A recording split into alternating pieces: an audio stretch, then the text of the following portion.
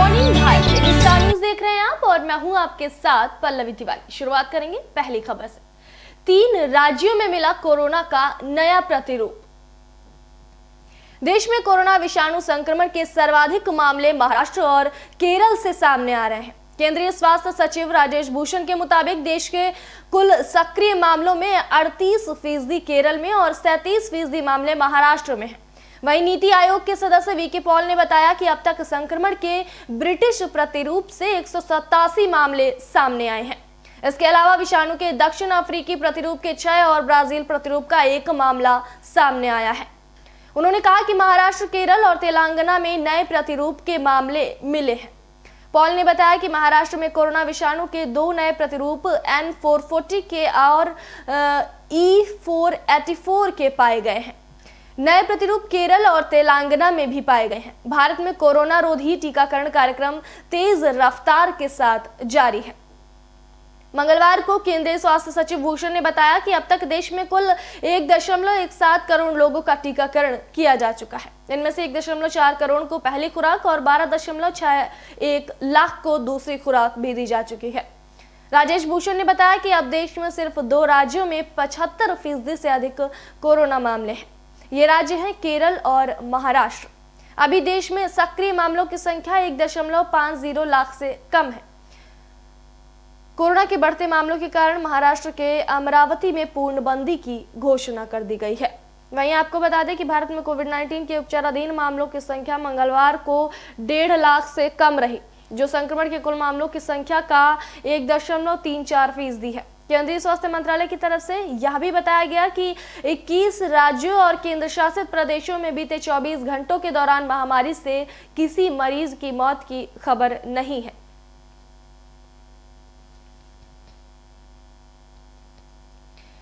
Toolkit मामले में दिशा रवि को मिली जमानत। दिल्ली की एक अदालत ने मंगलवार को जलवायु कार्यकर्ता दिशा रवि को जमानत दे दी है। दिशा रवि को जमानत मिलने के बाद मंगलवार रात को तिहाड़ जेल से रिहा कर दिया गया। इससे पहले 20 फरवरी को करीब 1.25 घंटे चली दोनों पक्षों की दलीलें सुनने के बाद अदालत ने अतिरिक्त सत्र न्यायाधीश धर्मेंद्र राणा ने उसकी जमानत याचिका पर अपना आदेश मंगलवार तक के लिए सुरक्षित रख लिया था। मामले में दिशा रवि को जमानत देते हुए अदालत ने कहा कि एक व्हाट्सएप ग्रुप का निर्माण या एक हानिरहित टूलकिट का संपादक होना कोई अपराध नहीं है। प्रत्यक्ष तौर पर ऐसा कुछ भी नजर नहीं आता जो इस बारे में संकेत दे कि दिशा रवि ने किसी अलगाववादी विचार का समर्थन किया है। वहीं किसानों के आंदोलन के समर्थन को लेकर कथित तौर पर तैयार किए गए टूलकिट गूगल डॉक्यूमेंट को सोशल मीडिया पर साझा करने के मामले में दिशा रवि के साथ सह आरोपी शांतनु मलिक अदालत पहुंचे।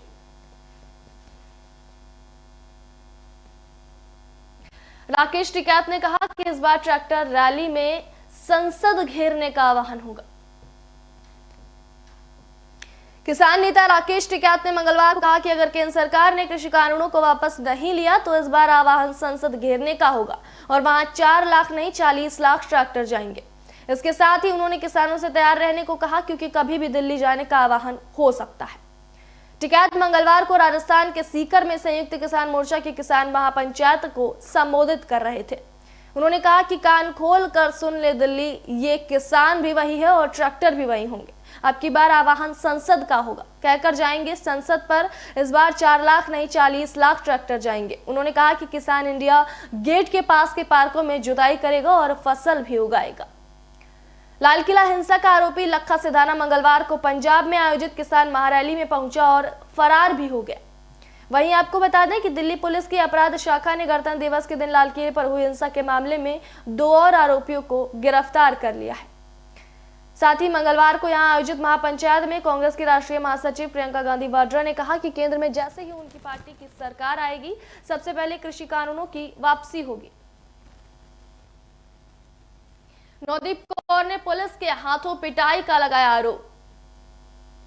श्रम अधिकार कार्यकर्ता नवदीप कौर ने पंजाब और हरियाणा हाई कोर्ट में दायर याचिका में दावा किया है कि पिछले महीने सोनीपत पुलिस द्वारा गिरफ्तार किए जाने के बाद पुलिस थाने में कई बार उन्हें बेरहमी से पीटा गया।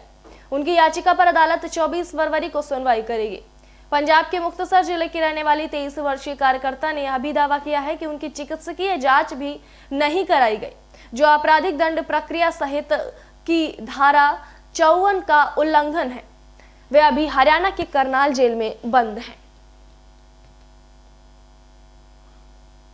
अभिषेक बनर्जी की पत्नी से सीबीआई ने की पूछताछ। केंद्रीय जांच ब्यूरो के अधिकारियों की एक टीम ने मंगलवार को तृणमूल कांग्रेस के सांसद अभिषेक बनर्जी की पत्नी रुचिरा बनर्जी नरूला से 1 घंटे तक पूछताछ की। कोयला चोरी मामले की जांच कर रही सीबीआई की टीम दोपहर लगभग 12 बजे दक्षिण कोलकाता स्थित अभिषेक के घर शांति निकेतन पहुंची। टीम ने रुचिरा बनर्जी का लिखित बयान दर्ज किया। अधिकारियों के मुताबिक सीबीआई ने रुचिरा बनर्जी के बैंकॉक स्थित बैंक खाते और उनके पासपोर्ट के बारे में जानकारी ली। रुचिरा के पति अभिषेक बनर्जी पश्चिम बंगाल के मुख्यमंत्री और तृणमूल कांग्रेस प्रमुख ममता बनर्जी के भतीजे हैं।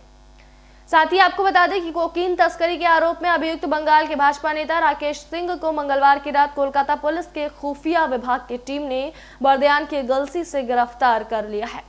वह बंगाल में बाहर निकलने की कोशिश में बर्दवान पहुंच गए थे। इससे पहले कोलकाता पुलिस ने उनके 2 बेटों को भी गिरफ्तार कर लिया है। गुजरात के चुनावों में 6 नगर निगमों में भाजपा की दस्तक। गुजरात के 6 नगर निगमों के लिए हुए चुनाव में भाजपा को जबरदस्त सफलता मिली है। उसने सभी नगर निगमों में बहुमत हासिल कर लिया है। आम आदमी पार्टी ने पटेलों के गढ़ सूरत में मजबूत दस्तक दी है। वहीं सूरत नगर पालिका में कांग्रेस को पछाड़ते हुए अपने मुख्य विपक्षी दल का दर्जा हासिल कर लिया है। वहां आपको 19 सीटें मिली हैं। सभी नगर पालिकाओं की कुल 576 सीटों के लिए चुनाव कराए गए थे। खबर लिखे जाने तक इसमें भाजपा ने 439 सीटें जीतकर अजय बढ़त बना ली।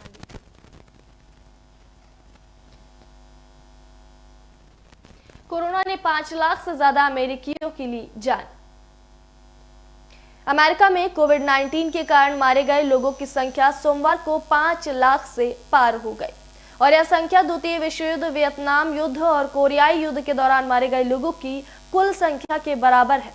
अमेरिका में द्वितीय विश्व युद्ध में 4,05,000 लोगों, वियतनाम युद्ध में 58,000 और कोरिया युद्ध में 36,000 लोगों की मौत हुई थी। कोरोना वायरस से मौतों का आंकड़ा 5 लाख के पार जाने पर व्हाइट हाउस में आयोजित कार्यक्रम में मौन रखकर और मोमबत्तियां जलाकर मृतकों को श्रद्धांजलि दी गई। आगामी 5 दिन संसदीय इमारतों में अमेरिकी झंडों को झुकाए रखने के आदेश दिए गए हैं। शोक जताते हुए बाइडेन ने कहा, एक देश के रूप में हम इस प्रकार के निर्दयी भविष्य को स्वीकार नहीं कर सकते। हम इस बीमारी से लंबे समय से जूझ रहे हैं। हम इस दुख को सहने की ताकत रखनी होगी। उन्होंने कहा, हम आज अत्यंत त्रासदीपूर्ण और दुखद आंकड़े पर पहुंच गए हैं। देश में 5,71,000 लोगों की मौत हो गई है। यूनिवर्सिटी ऑफ वॉशिंगटन का अनुमान है कि दिसंबर के मध्य से कोरोना का टीका लगाए जाने की शुरुआत होने के बावजूद 1 जून तक 5,89,000 लोगों की मौत हो सकती है। कोरोना विषाणु के कारण मारे गए लोगों की संख्या के मामले में अमेरिका दुनिया में शीर्ष पर है। वहीं विषाणु के कारण विश्व भर में करीब 25 लाख लोगों की मौत हुई है, जिनमें से 20% लोगों की मौत अमेरिका में हुई है। अमेरिका में संक्रमण के कारण पहली मौत फरवरी 2020 में हुई थी। इसके बाद 4 महीने बाद यह आंकड़ा 1 लाख पहुंच गया। यह संख्या सितंबर में 2 लाख, दिसंबर में 3 लाख, इसके करीब 1 महीने बाद जनवरी में 4 लाख और फरवरी में 5 लाख हो गई। केंटुकी के लेक्सिंगटन में चिकित्सक डॉक्टर रेयान स्टैंटन ने कहा कि उन्होंने कभी नहीं सोचा था कि संक्रमण के कारण इतनी अधिक संख्या में लोगों की मौत होगी। देश में कोरोना के 10,574 नए मामले सामने आए, 78 लोगों की मौत। भारत में पिछले 24 घंटों में कोविड-19 के 10,584 नए मामले सामने आने के साथ देश में 1,10,16,434 हो गई हैं। इनमें से 1.07 करोड़ से अधिक लोग संक्रमण मुक्त हो चुके हैं। वहीं केंद्रीय स्वास्थ्य मंत्रालय की ओर से मंगलवार सुबह 8 बजे जारी किए गए अद्यतन आंकड़ों के अनुसार 78 और मरीजों की मौत के बाद मृतकों का कुल संख्या बढ़कर 1,56,463 हो गई है। आंकड़ों के अनुसार कुल 1,07,12,665 लोगों के संक्रमण मुक्त होने के साथ ही देश में मरीजों के ठीक होने की दर बढ़कर 57.24% हो गई है। वहीं कोविड-19 से मृत्यु दर 1.42% है। वहीं मंत्रालय के अनुसार देश में अभी तक 1,47,306 लोगों का कोरोना संक्रमण का इलाज चल रहा है, जो कि कुल मामलों का 1.34% है।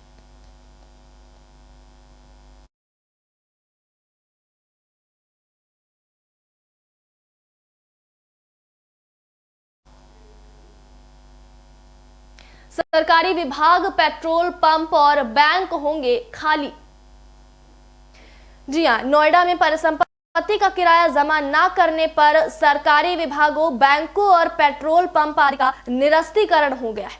इनकी वसूली के लिए आरसी भी जारी हो गई है। अब ऐसे आवंटियों से तत्काल परिसंपत्ति को खाली कराया जाएगा।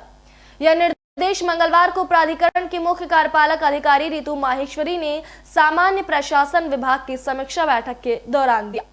उनको सूचीबद्ध कराया जाए। उन्होंने कहा कि कुछ ऐसे परिसंपत्ति आवंटी हैं जिनका केवाईए न होने के कारण ऑनलाइन देयता की जानकारी नहीं मिल रही है। ऐसे सभी का अलग से केवाईए कराया जाए और राशि की जानकारी देकर वसूली की जाए।